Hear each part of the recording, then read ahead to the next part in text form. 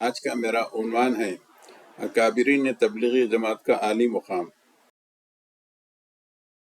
مصنف زکریا کاندلوی کی تدفین کے بعد کسی نے دیکھا، یعنی ان کے خلیفہ نے کہ دیکھا کہ کوئی کہہ رہا تھا کہ تمہارے لیے، یعنی تمہارے شیخ کے لیے، زکریا کاندلوی کے لیے جنت کی 8 دروازے کھول دیے گئے ہیں۔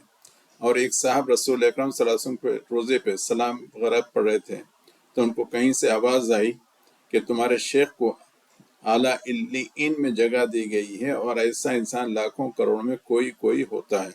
کتاب کا نام ہے آپ بیتی، والیوم 7، پیج نمبر 537۔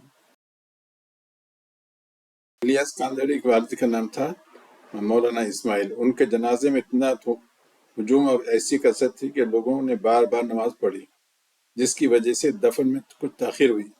اسی عرصے میں ایک صاحب نے یہ دیکھا کہ مولانا اسماعیل، یعنی جو مر گئے ہیں، وہ فرماتے ہیں کہ مجھے جلدی رخصت کر دو، میں بہت شرمندہ ہوں۔ یا مردہ کہہ رہا ہوں، مجھے جلدی رخصت کر دو، میں بہت شرمندہ ہوں کہ حضور صلی اللہ علیہ وسلم صحابہ کے ساتھ میرے انتظار میں ہیں۔ کتاب کا نام ہے مولانا الیاس اور ان کی دینی دعوت، اور پیج نمبر ہے 47۔ مولانا اسماعیل صاحب کا ایک خادم تھا، ایک نوکر تھا، مر گیا۔ مرنے کے بعد کسی نے اس کو خواب میں دیکھا، اس کے پورے بدن میں آگ لگی ہوئی ہے، سوائے اس کے ہتھیلی اور ہاتھ صاف ہیں۔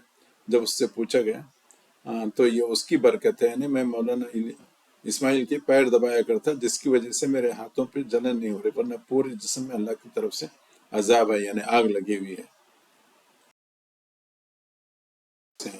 یہ دوسرے صاحب گزرے ہیں، عمر پالن پوری، سوانح عمر پالن پوری میں لکھتے ہیں کہ یہ کرسی تھی، میں نے ابھی دیکھا کہ وہاں پہ رسول اکرم صلی اللہ علیہ وسلم بیٹھے تھے، پھر میں پلٹ کے دیکھے تھے کیا ہے، وہاں پہ زکریا کاندر بھی بیٹھے ہیں۔